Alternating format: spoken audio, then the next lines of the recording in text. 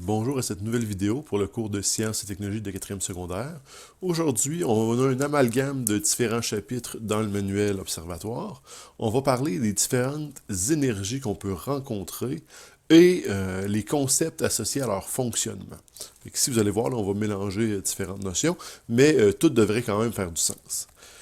Quand on parle d'énergie, voici la liste des énergies qu'on va rencontrer et qu'on va tenter d'expliquer aujourd'hui.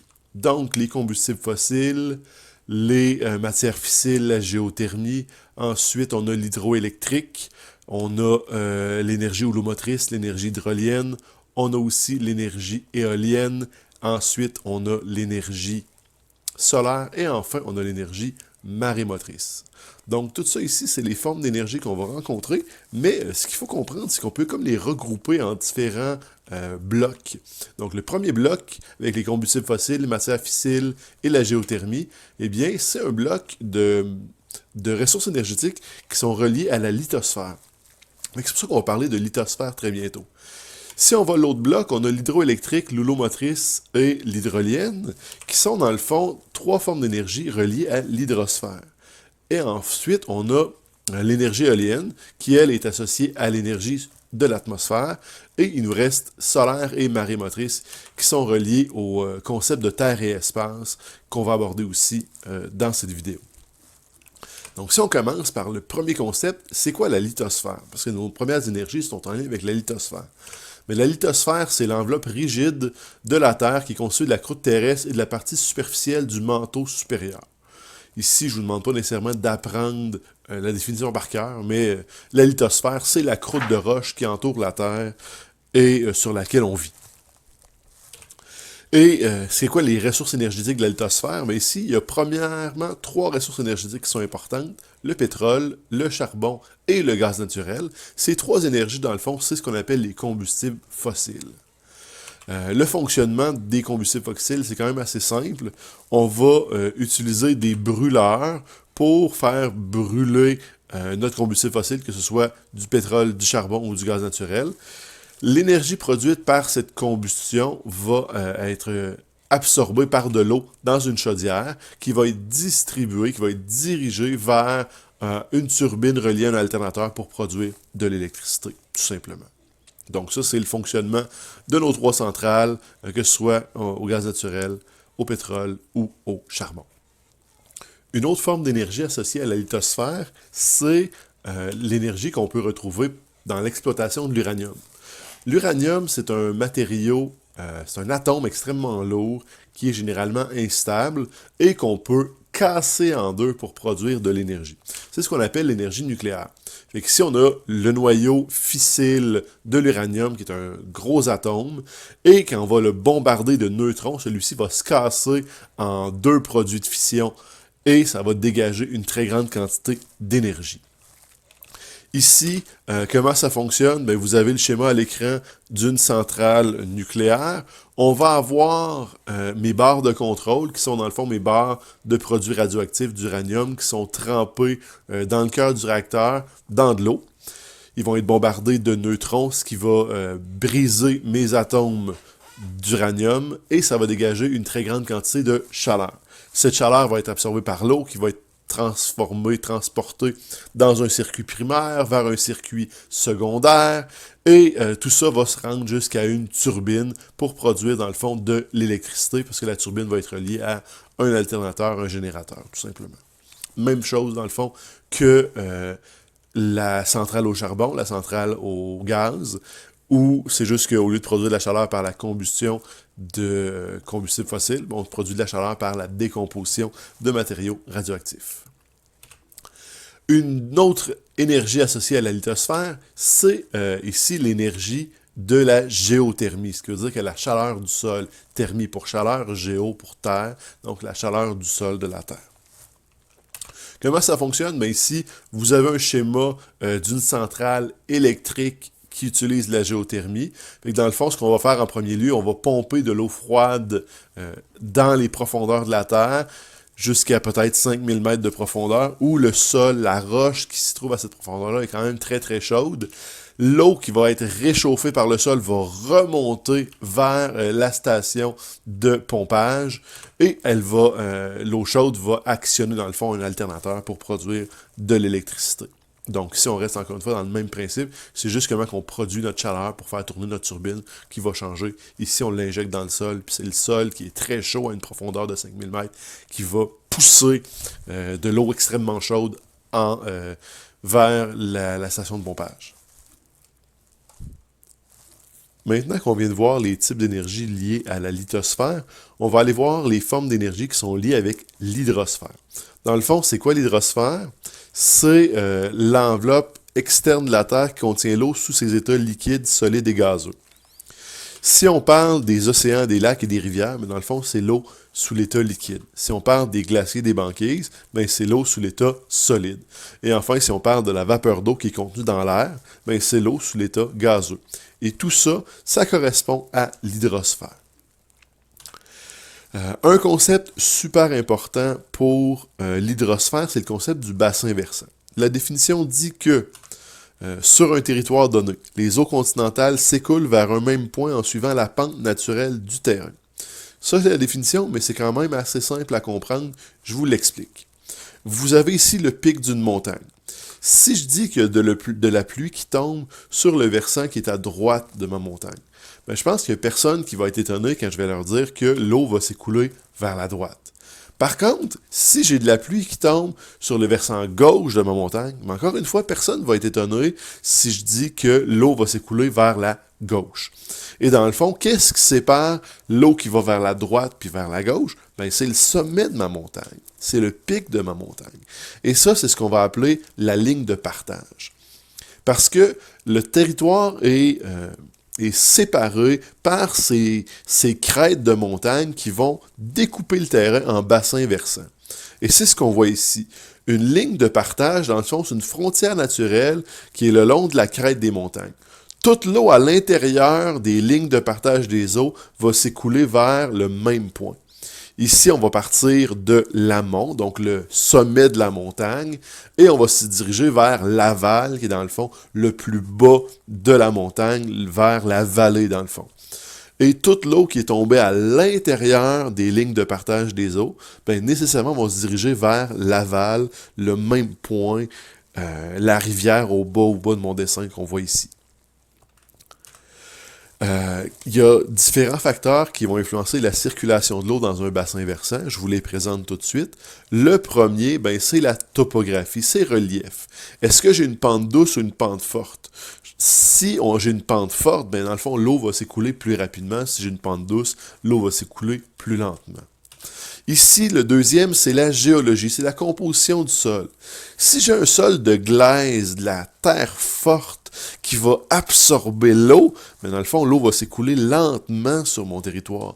Par contre, si j'ai un sol de pierre, de sable, où l'eau peut facilement s'infiltrer, passer à travers ces matériaux-là, ben l'eau va s'écouler rapidement dans mon bassin versant. Ensuite, troisième facteur, c'est le climat. Si j'ai une journée de pluie ou une journée ensoleillée, ça va influencer l'eau qui va s'écouler dans mon bassin versant. S'il y a beaucoup de pluie, beaucoup d'eau qui circule. Et j'ai aussi la végétation. La végétation, les racines, les arbres, les troncs d'arbres, les feuilles, tout ça, ça va créer une barrière qui va empêcher l'eau de circuler librement. Avec plus tu as de végétation, plus ton eau va être ralentie, va être absorbée par les plantes et moins elle va circuler dans le bassin versant.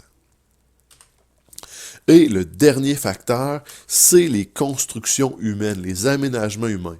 Par contre, dans ce cas-ci, c'est pas toujours clair s'ils vont aider ou nuire. Ça peut être un obstacle ou une voie rapide. Parce qu'ici, on voit un barrage hydroélectrique qui sert d'obstacle, qui va ralentir l'eau qui circule dans mon bassin versant en l'empêchant de progresser. Mais au contraire, ici, on a un fossé qui sert à canaliser l'eau pour qu'elle s'écoule toute dans un même endroit pour pas qu'elle s'accumule sur le territoire. Fait qu'ici, les aménagements humains peuvent être soit des obstacles ou des voies rapides à la circulation de l'eau dans le bassin versant. Et là, on vient tout juste de voir un aménagement humain qui est relié directement à une énergie de l'hydrosphère, c'est le barrage hydroélectrique. Des fois, on va parler aussi d'énergie hydraulique, mais tout au long de la vidéo, moi je vais parler de barrage hydroélectrique. Donc ici, un barrage hydroélectrique, je pense que tout le monde connaît ça au Québec, c'est quelque chose qui est quand même assez commun, assez répandu, populaire au Québec. Comment ça fonctionne un barrage hydroélectrique? Vous avez le schéma ici. Ce qu'il faut comprendre, c'est que le barrage va empêcher l'eau de circuler, ce qui va faire monter le niveau d'eau dans un bassin. Une fois que le niveau est assez haut, on va canaliser l'eau dans une conduite forcée qui va faire tourner une turbine qui est reliée avec un générateur. Et c'est ces mouvements d'eau-là qui, en faisant tourner la turbine à très grande vitesse, va produire de l'électricité par le générateur, par l'alternateur. Et toutes les centrales hydroélectriques fonctionnent comme ça. Et ça ressemble aussi au fonctionnement des centrales thermiques, les centrales nucléaires, où on envoie de l'eau qui fait tourner une turbine, tout simplement. Une autre forme d'énergie, un autre concept qu'il faut comprendre pour l'hydrosphère, c'est la circulation océanique. Donc, sur mon image, vous voyez des flèches qui tournent. Ben, tout ça ici, c'est des courants océaniques. Les flèches qui sont en rouge, c'est les flèches pour des courants chauds. Les flèches qui sont en bleu, c'est des courants froids. Mais tout ça, dans le fond, c'est des grosses masses d'eau qui circulent puis qui se promènent dans les océans. Et pourquoi ces grosses masses d'eau, ils se mélangent pas dans le fond avec le reste de l'eau de l'océan? Ben c'est parce que c'est un petit peu, c'est en lien avec la masse volumique. Des liquides qui ont des masses volumiques différentes ne vont pas se mélanger. Un peu comme des lampes à bulles, où on voit des liquides qui ne se mélangent pas parce qu'ils sont des densités différentes. Il y a deux facteurs qui influencent les densités. On les voit à l'écran ici. Le premier, mais dans le fond, c'est la salinité, c'est la quantité de sel que contient mon eau. Et le deuxième, dans le fond, c'est la température de mon eau. Fait que ces deux facteurs-là vont influencer la densité, la masse volumique de l'eau, et c'est ce qui va l'empêcher, dans le fond, de se mélanger avec le reste de l'eau qu'on retrouve autour. Ici, il faut comprendre rapidement comment la salinité puis la température vont influencer la masse volumique. Donc, si on regarde à gauche de mon échelle, ben, si j'ai une salinité qui est faible, donc si j'ai pas beaucoup de sel dans l'eau, ben, la masse volumique va être quand même basse. Parce que le sel, dans le fond, rajoute de la masse à mon eau. Puis si mon eau est chaude, ben encore une fois, la masse volumique va être basse parce que les particules d'eau vont quand même essayer de s'éloigner les unes des autres, vont prendre plus de place et vont donc avoir moins de particules dans un même volume.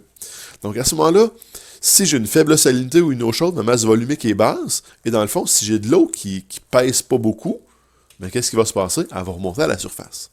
Donc une masse volumique faible fait que l'eau va être de surface. Tandis que si on regarde dans le spectre opposé à droite, où j'ai une salinité élevée ou une eau qui est froide, si j'ai beaucoup de sel, dans le fond, c'est que j'ai rajouté beaucoup de matière à mon eau, donc mon eau contient plus de masse, alors elle va avoir une masse volumique plus élevée. Et l'eau froide, ben ici, mes particules sont moins agitées, ils vont donc se coller un petit peu plus, ce qui va faire qu'il va y avoir plus de particules dans un même volume, et donc la masse volumique de l'eau froide va être plus élevée que la masse volumique de l'eau chaude.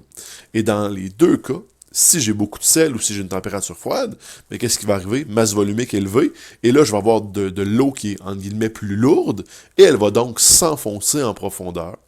Et c'est un petit peu le comportement qu'on va avoir dans ma circulation océanique en fonction de la masse volumique. Il y a différents facteurs qui peuvent influencer la température de mon eau.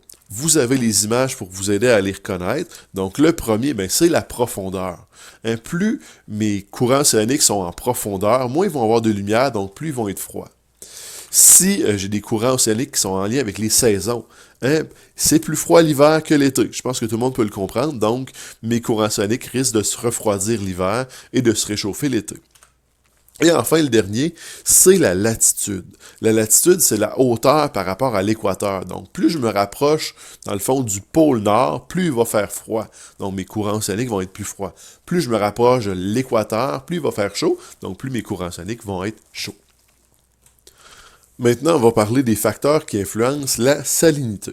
Fait que si sur mon image, on a les trois facteurs qui influencent la salinité, même si c'est une image qui parle plus du cycle de l'eau, ici, le premier facteur, c'est quand l'eau sort des océans, donc c'est ce qu'on appelle l'évaporation. Puis dans le fond, s'il y a moins d'eau dans mes océans, ben mon océan va être plus salé parce qu'il y a même quantité de sel, moins de solvant, donc la concentration en sel augmente. Donc s'il y a beaucoup d'évaporation, mon eau va être plus salée. Deuxième facteur, c'est le facteur qu'on voit ici avec la pluie qui tombe. Donc là, on va rajouter dans le fond de l'eau. Donc, c'est ce qu'on appelle les précipitations. Puis si je rajoute de l'eau, ben, je rajoute du solvant. Donc, je fais une dilution. Et à ce moment-là, mon eau va être moins salée.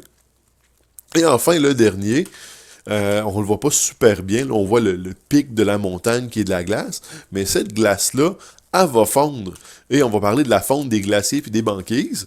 Et en fondant, mais dans le fond, ça libère de l'eau douce qui va s'écouler vers les océans. Et à ce moment-là, il va avoir donc, mon eau va être moins salée parce que je vais avoir ajouté du solvant, je vais avoir ajouté de l'eau douce. Fait que ça, c'est mes trois facteurs qui vont influencer la salinité. Et là, on parle de courants marins. Fait qu'il y a des énergies qui sont en lien avec les courants marins. Et cette énergie-là, c'est ce qu'on appelle les hydroliennes, ou l'énergie liée au courant marin.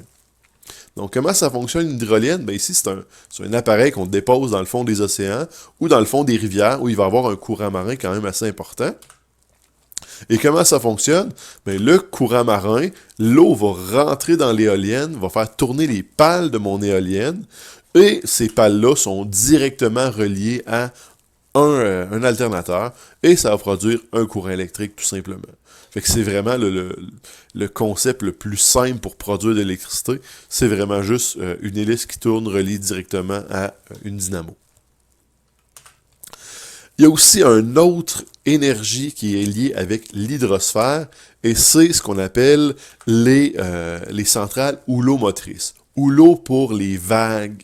L'énergie produite par le mouvement des vagues dans les océans, sur le bord des océans. Donc, il y a plusieurs types de centrales houlomotrices et je vous en présente un.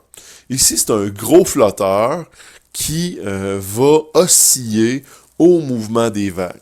Fait que si quand les vagues vont monter ou quand les vagues vont descendre, mais ce qui va arriver, c'est que je vais avoir des pistons qui vont être déplacés par la masse et ces pistons-là contiennent de l'huile sous pression. Et dans le fond, en faisant le mouvement de va-et-vient avec le piston, mais ça va pousser de l'huile dans mon moteur hydraulique qui est dans le fond relié à un générateur. Fait que le mouvement de l'huile dans mon circuit va faire tourner un alternateur, puis ça va produire du courant électrique. Fait que si toutes les centrales houlomotrices sont sur le même principe, la vague fait bouger des pistons à l'intérieur et les pistons poussent de l'huile vers un alternateur qui va produire du courant. Fait que si on a d'autres modèles, ici on a une espèce de serpent qui flotte sur la vague, on va avoir aussi tout simplement une bouée, un flotteur qui va monter puis descendre en poussant de l'huile dans son piston. Et on a aussi des espèces de panneaux qui, quand la vague va arriver, va se pencher, va s'incliner, va donc pousser l'huile, puis il va remonter après ça, puis il va donc se déplacer comme de gauche à droite, tout simplement au panneau. Et ça, c'est différents types de centrales houlomotrices, et ça va produire de l'électricité. On vient de terminer les énergies liées avec l'hydrosphère. On va parler maintenant des énergies liées avec l'atmosphère. Donc ici, c'est quoi l'atmosphère? Mais dans le fond, c'est la couche d'air qui est retenue autour de la Terre grâce à la force de gravité. C'est l'air qu'on respire, c'est l'air qui nous entoure, tout simplement. Par contre, l'air qui nous entoure, on peut le regrouper en ce qu'on appelle des masses d'air. Des masses d'air, c'est des étendues, des grandes étendues atmosphériques dont la température et l'humidité sont relativement homogènes. Si je parle de température, d'humidité, peut-être que ça vous fait penser à la température puis la salinité qu'on a vu pour les courants marins. Et c'est le même principe.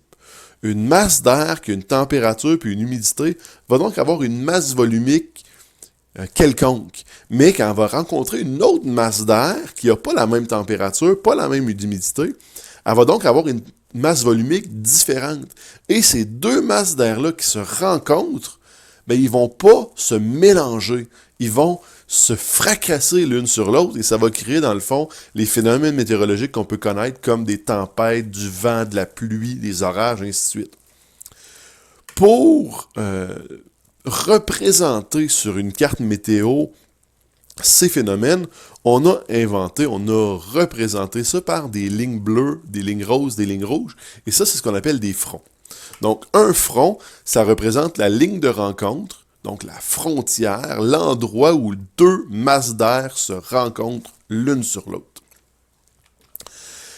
La première rencontre de deux masses d'air qu'on va parler, c'est le front froid. Le front froid, il s'appelle froid parce que c'est la masse d'air froid qui avance. C'est de l'air froid qui avance et il va avancer sur de l'air qui est plus chaud. Et là, à ce moment-là, l'air chaud étant plus léger, il va monter tout simplement devant le front froid. Par contre, il va s'élever quand même assez rapidement et ça va créer les conséquences météorologiques suivantes. L'air chaud monte brusquement, l'humidité qu'il contient va se condenser, ça va faire des précipitations qui sont vraiment assez abondantes, beaucoup de vent et risque d'orage. Le front froid est représenté à la petite ligne bleue avec les triangles et c'est donc un phénomène qui est assez instable et qui va produire probablement des orages. Par contre, le deuxième front, c'est le front chaud. Et là, ici, c'est de l'air chaud qui avance sur de l'air froid. L'air chaud étant plus léger que l'air froid, celui-ci va s'élever. Par contre, il va comme embarquer tranquillement sur l'air froid qui va faire monter l'air chaud. Et là, à ce moment-là, l'air chaud monte de façon plus graduelle, plus progressive. Alors, la condensation se fait plus tranquillement, les précipitations sont plus légères et les vents vont être plus légers. Donc, ça va être une petite pluie tranquille, sans trop de problèmes. Et le front chaud, on le représente par la ligne rouge avec les demi-cercles rouges par-dessus. Par contre, si on parle de front chaud, front froid, masse d'air qui se déplace, on parle nécessairement de vent. Et s'il y a une énergie qui est liée au vent, on devrait la connaître, c'est l'énergie éolienne. Et comment ça fonctionne une éolienne? Je vous ai trouvé une image, je pense, qui devrait vous aider à comprendre, assez simple, comment ça fonctionne une éolienne. Donc ici, ce qu'il faut comprendre, c'est que le vent rentre dans les pales de l'éolienne, ce qui va faire tourner mes pales de mon éolienne. Mes pales de mon éolienne sont reliées à un multiplicateur. Dans le fond, le multiplicateur, c'est comme des engrenages qui servent à accélérer le mouvement de rotation pour, dans le fond, produire plus d'énergie dans mon alternateur. Et là, c'est tout. Fait que j'ai mes pales qui tournent, mes pales font tourner un multiplicateur qui font juste tourner plus vite, puis ça fait tourner mon alternateur qui produit de l'énergie, tout simplement de l'électricité. Donc ça, c'est le fonctionnement de base de l'éolienne, puis toutes les éoliennes sont placées comme ça. On va maintenant parler des énergies liées à l'espace. Dans le fond, ce qu'il faut comprendre, c'est que la Terre ne vit pas dans l'espace vide. Là. Il y a d'autres corps célestes qui interagissent avec la Terre, qui vont influencer un petit peu la Terre. Et le premier corps céleste qui influence la Terre, c'est le Soleil. Je pense qu'on peut comprendre quand même facilement pourquoi le Soleil influence la Terre, parce qu'il réchauffe la Terre.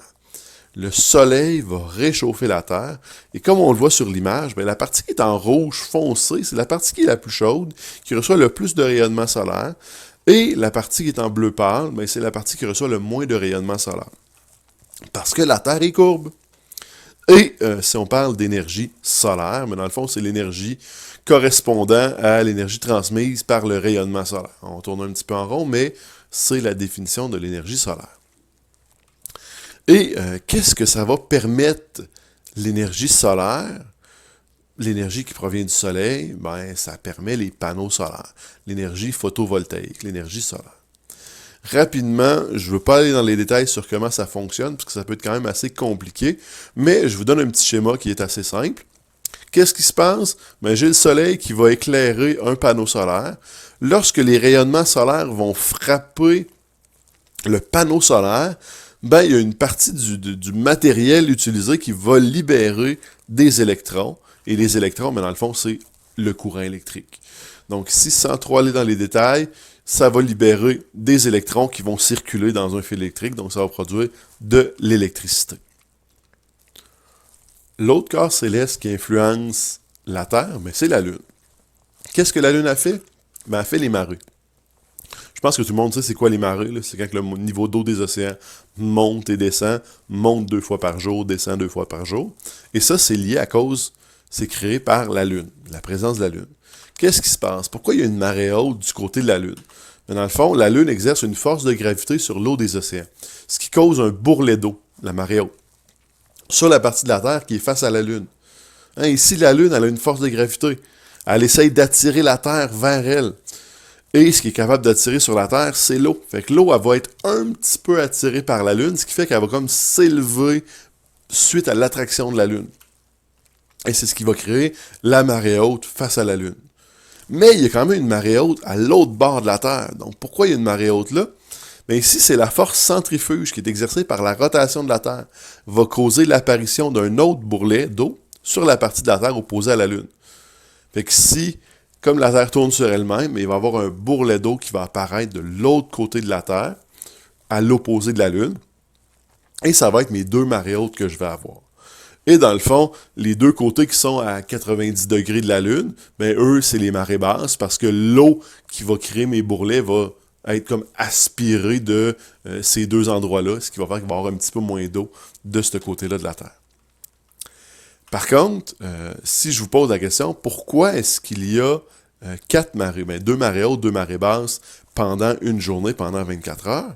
Ben, je vous rappelle que c'est la Terre qui tourne sur elle-même en 24 heures et que la Lune prend 30 jours pour tourner autour de la Terre. Fait que si la Lune, elle bouge très peu en une journée, c'est la rotation de la Terre fait qu'un même endroit sur la Terre subit les quatre marées à chaque jour. Si je commence le matin, puis je suis à marée haute, parce que je suis face à la Lune le matin. Ben, 6 heures plus tard, la Terre vient de faire un quart de tour dans sa rotation. Donc, je suis rendu à marée basse, parce que j'ai fait un quart de tour. 6 heures plus tard, je viens de faire 2 quarts de tour, je suis rendu à marée haute, parce que je suis rendu à l'opposé de la Lune. Je la vois plus, elle est rendue l'autre bord de la Terre. Et si je fais un autre 6 heures, ben, je vais être rendu à marée basse, parce que je vais avoir fait 3 quarts de tour. Et 24 heures plus tard, ben, je suis revenu grosso modo à mon point initial, et je suis à marée haute à nouveau. Donc, c'est la Terre qui tourne, et ce qui fait qu'une personne, en tournant avec la Terre, va rencontrer, dans le fond, mes 4 marées en 24 heures. Tout simplement. Il faut comprendre aussi que le Soleil influence aussi un petit peu les marées. Un petit peu. Parce que le Soleil a une force de gravité qui attire l'eau sur la Terre. Mais c'est quand même la Lune qui est la plus forte. Fait que sur mon image qu'on voit, le Soleil et la Lune attirent l'eau. Mais leur force de gravité, comme ils se battent l'une l'autre, et c'est la Lune qui gagne, fait qu'il y a tout le temps la marée haute vers la Lune. Mais la marée haute de la Lune est un petit peu comme cancellée par la force du Soleil. Mais si la Lune et le Soleil sont alignés l'un avec l'autre, ben leurs deux forces de gravité vont vraiment tirer très fort sur l'eau des océans, et ça va faire ce qu'on appelle les marées de grandes amplitudes, donc des très très hautes marées, des très très grosses marées. Donc ici, c'est un petit détail qu'il faut savoir par rapport à l'influence conjointe du Soleil sur les marées. Et les marées, ben on peut les utiliser pour produire de l'énergie, avec ce qu'on appelle les centrales marémotrices. Ici, les centrales marémotrices, on n'en a pas au Québec, il y en a un petit peu en Europe, c'est quelque chose d'un petit peu plus rare. Comment ça fonctionne? Et voici un schéma. Premièrement, il faut construire un barrage sur le bord de l'océan qui va séparer un estuaire de l'océan. Quand le niveau de la marée va monter, ben ici, on va ouvrir ma vanne, ce qui va permettre à l'eau de monter à l'intérieur de mon réservoir, de mon barrage. Quand on est rendu à la marée la plus haute, je vais fermer ma vanne et je vais laisser la marée descendre tout doucement en gardant mon niveau d'eau élevé dans mon barrage. Quand ma marée est rendue au plus bas, qu'est-ce que je vais faire? Je vais ouvrir ma vanne et l'eau va donc quitter mon barrage, mon estuaire, pour se déplacer vers l'océan et ça va donc faire tourner ma turbine qui va produire de l'électricité comme un barrage hydroélectrique tout simplement. Et avec cette dernière forme d'énergie, on vient de terminer notre révision des différentes ressources énergétiques. Vous avez probablement constaté que dans la vidéo, je vais vous parler des avantages et des inconvénients de ces différentes ressources énergétiques.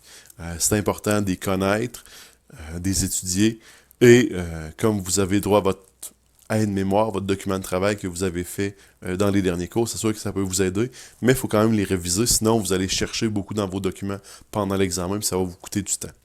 Donc, sur ce, bonne étude et bon succès pour l'examen.